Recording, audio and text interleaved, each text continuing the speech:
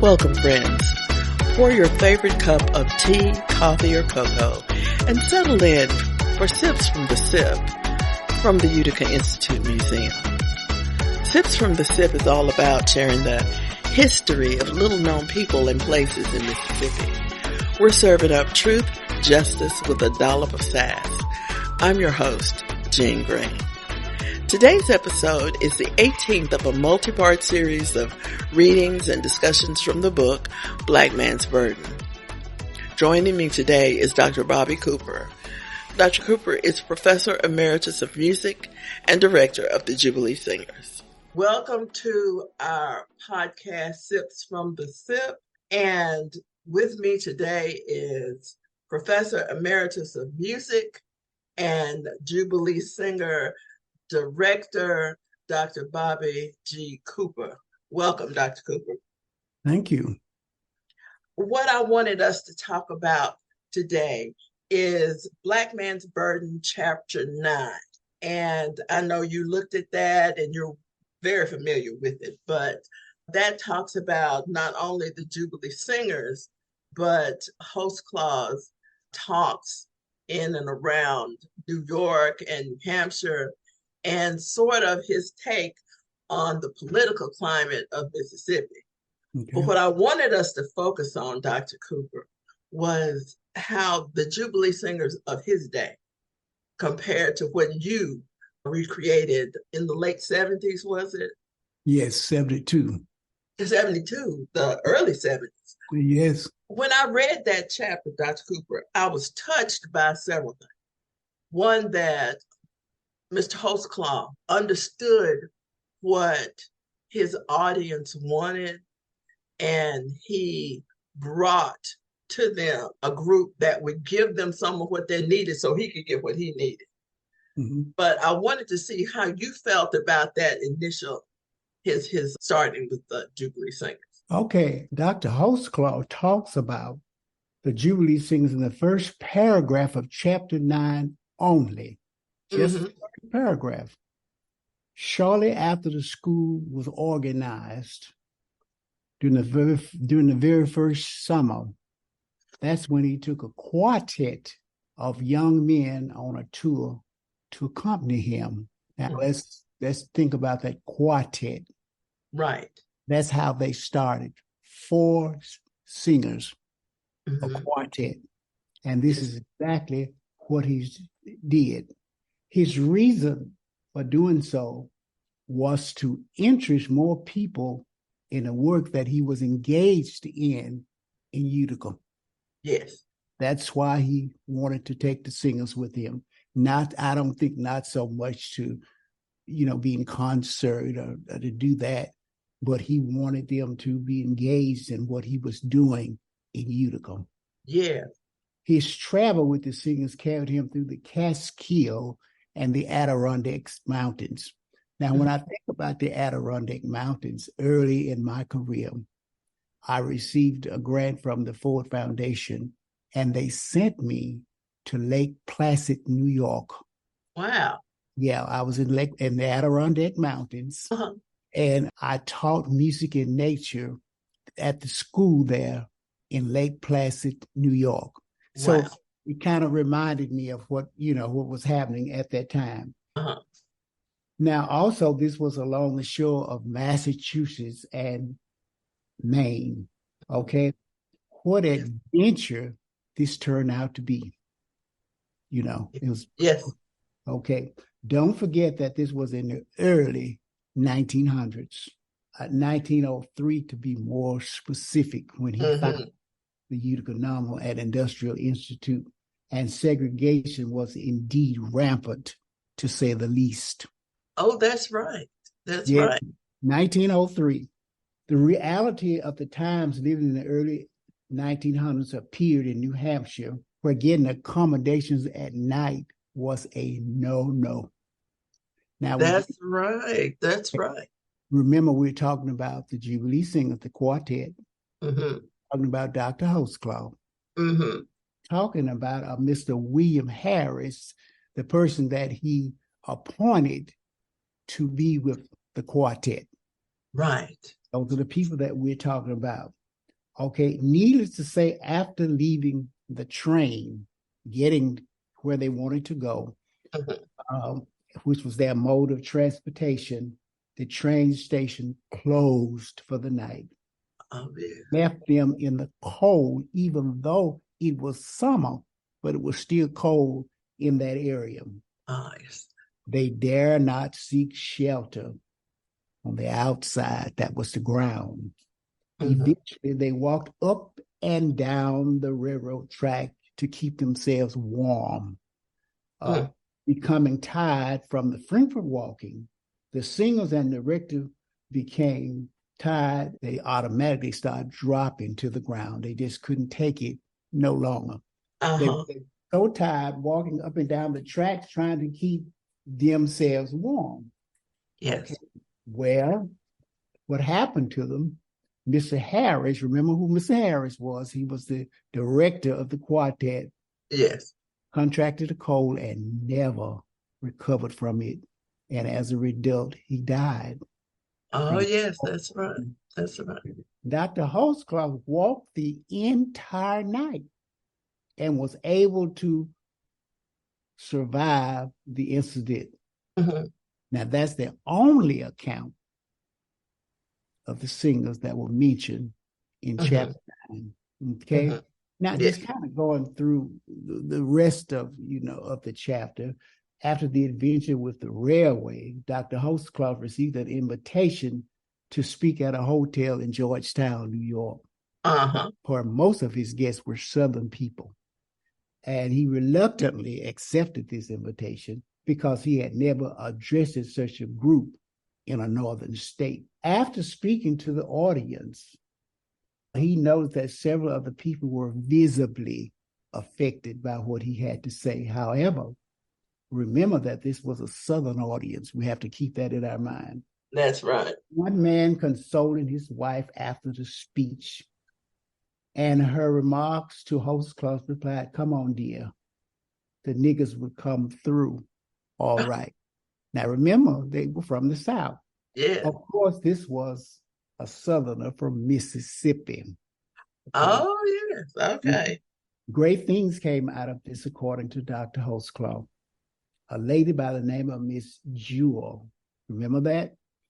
Fidelia Jewett. She became interested in his work and she visited Utica.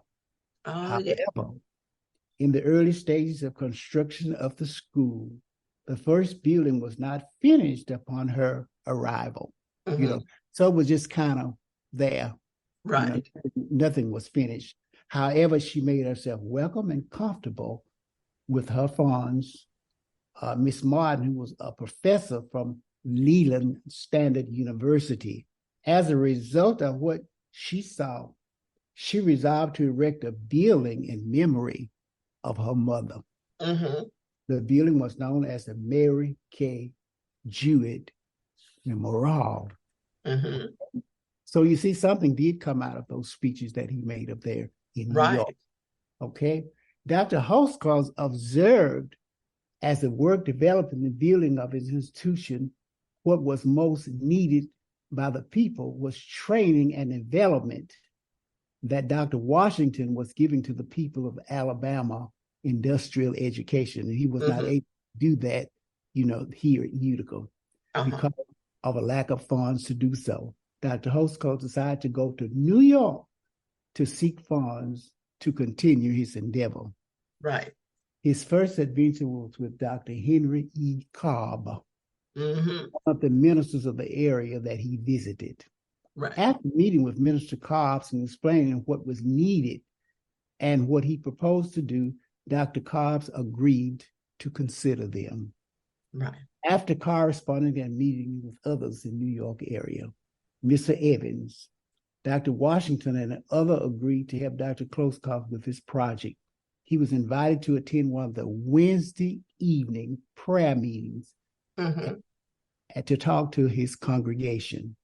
After attending one of the prayer meetings, many people came forward to meet Dr. Holtzclaw, shake his hand, and made a donation of $250. That was a lot of money then. A lot of money back then. It really was. Other possibilities came out of the meeting. He was given a press and 2 or 3 cases of type to start a printer's trade. One of the ladies present gave apparatus in order to start a sewing room. $50 was given for tools.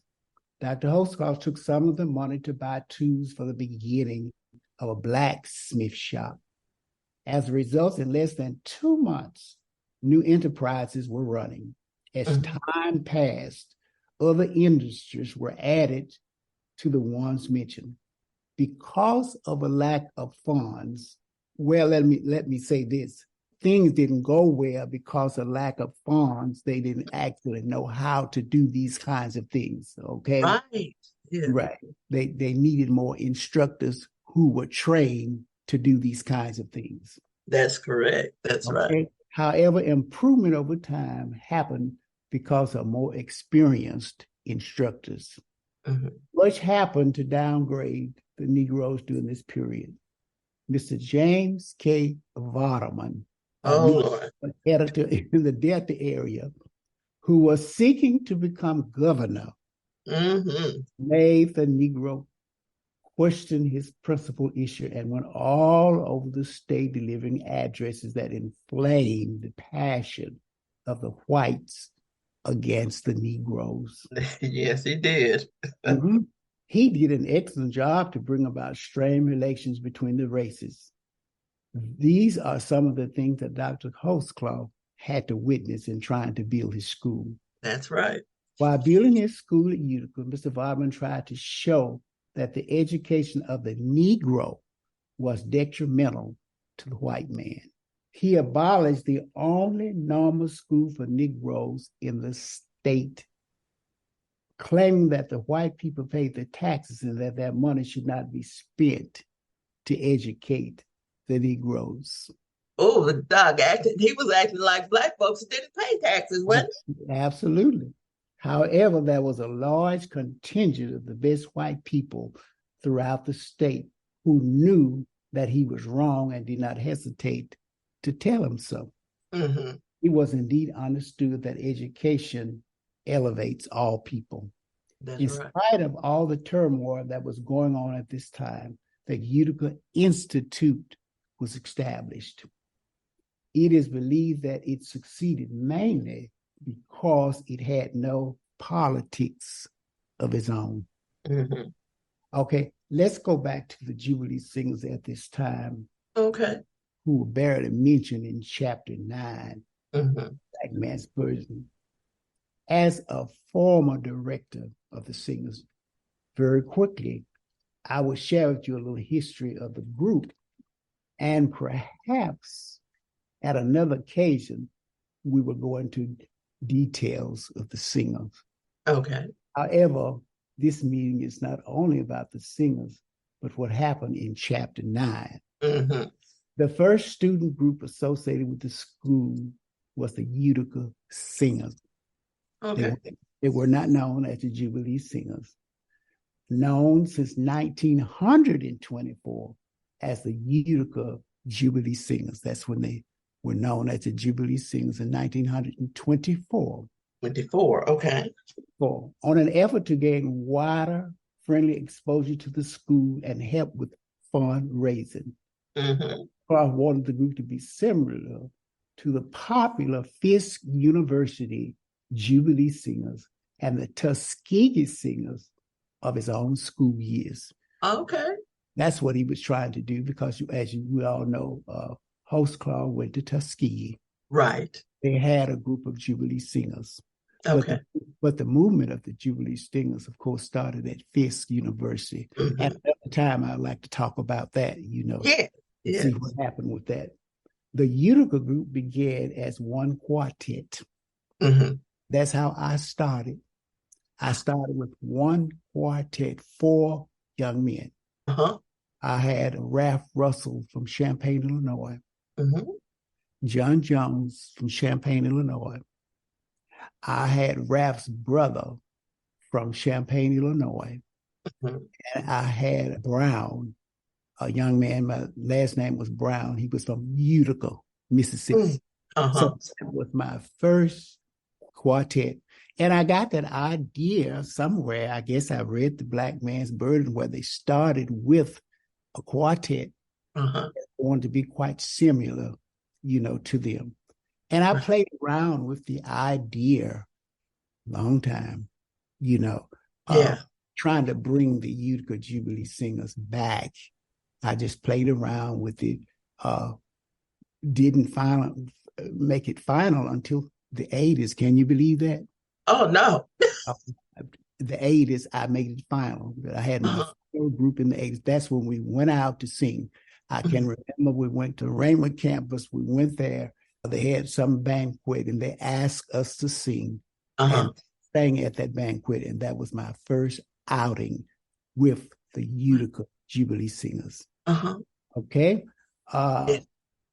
Well, this group began as one quartet that traveled around the Northeast, giving recitals in churches and clubs. This was how it was at the beginning. It developed into a quintet. They went from 4 to 5, sextet to 6, And of course, I wasn't interested in numbers after I got, away from the quartet. I auditioned, and if you were good enough, you were in the group. And if it mattered whether it was 4 or 24, we did what we had to do. Right. Okay. The original group sang old plantation songs that can be known as spirituals. And again, I would like to talk about the spirituals at another time to let you know how they developed, the spirituals. We sang spirituals, but we did all genres of music. We just weren't interested in singing the spirituals. Right. We did all kinds of music. There were usually 2 or 3 groups in the field at any given time. There was Group A, that was Group B, and that was Group C. This is Holtzclaw's group, right? Okay. This is his group. One group sang only locally. We assumed that they weren't his best group. Right. Then he had another group that went national, so he kind of mixed them up. But he had 3 groups out at the same time. And they seldom collected more than their traveling expenses. They didn't raise a lot of money, to do that. Okay. But they made friends for the school that proved invaluable. So, it was good.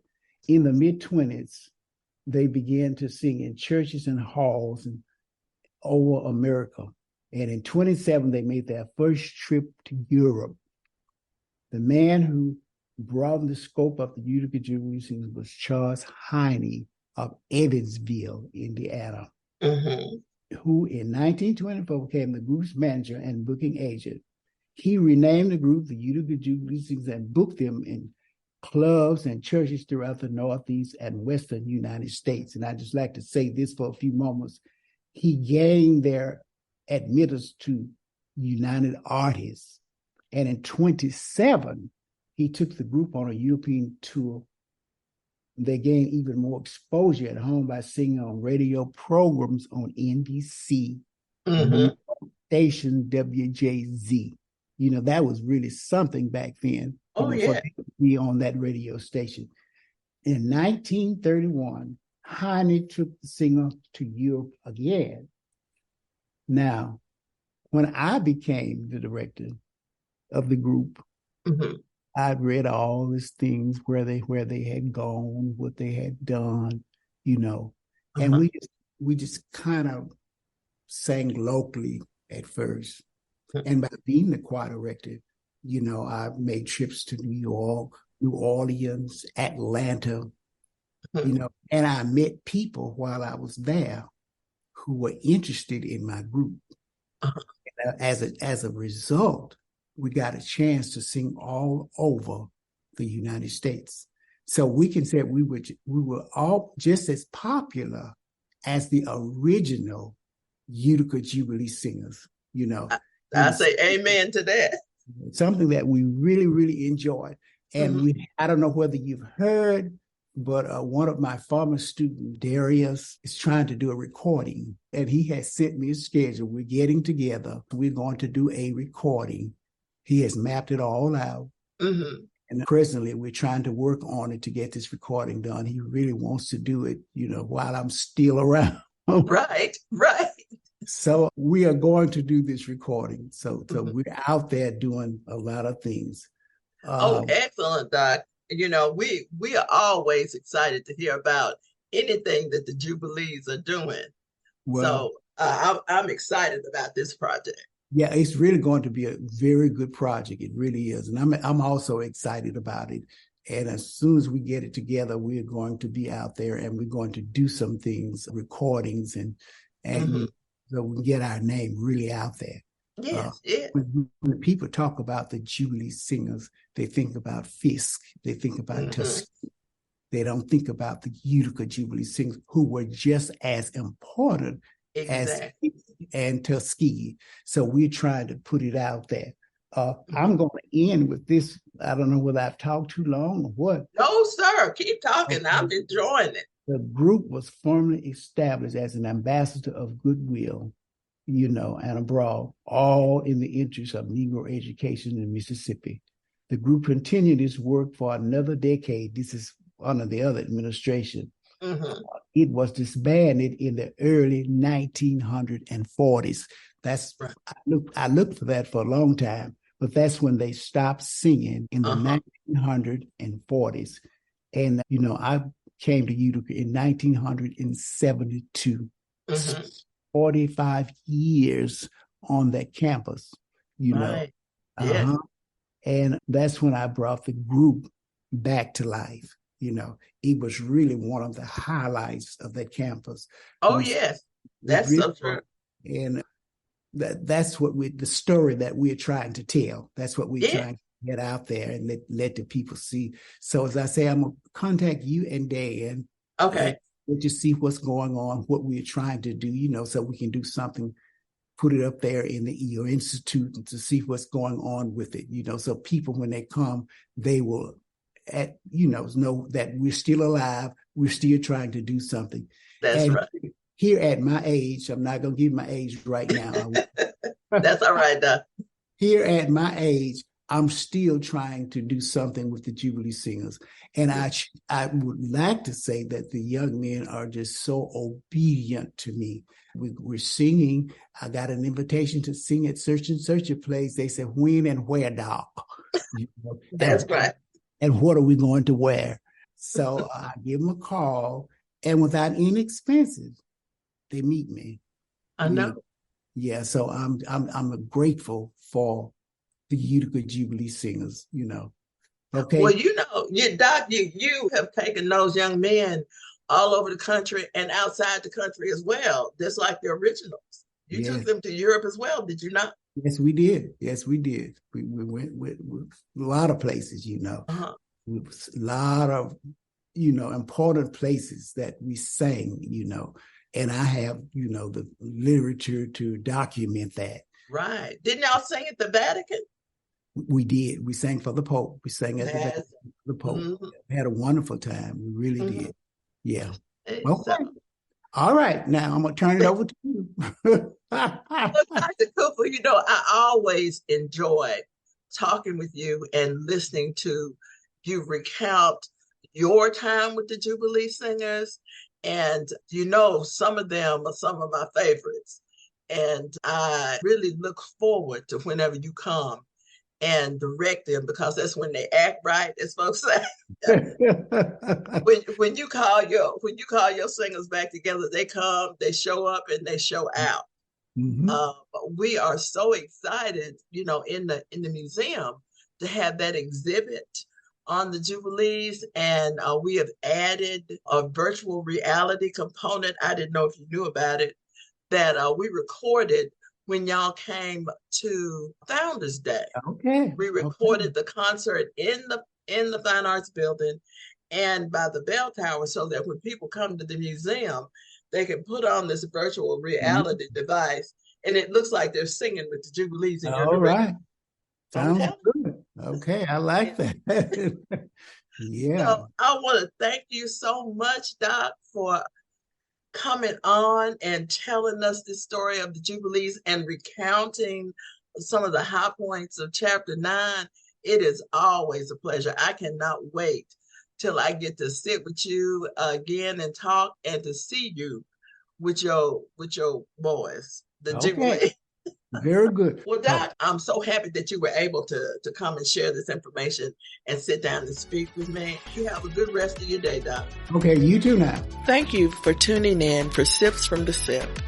Join me next time for a reading of Chapter 10 of William Holtzclaw's Black Man's Burden. This program is supported by donations from our listeners. If you enjoy learning about the history of William Holtzclaw, the Utica Institute, and Mississippi, consider donating. To support Sips from the Sip and all the work at the Utica Institute Museum, visit our Patreon at patreon.com/Utica Institute. Until next time, this has been Jean Greene coming to you from the heart of the Sip.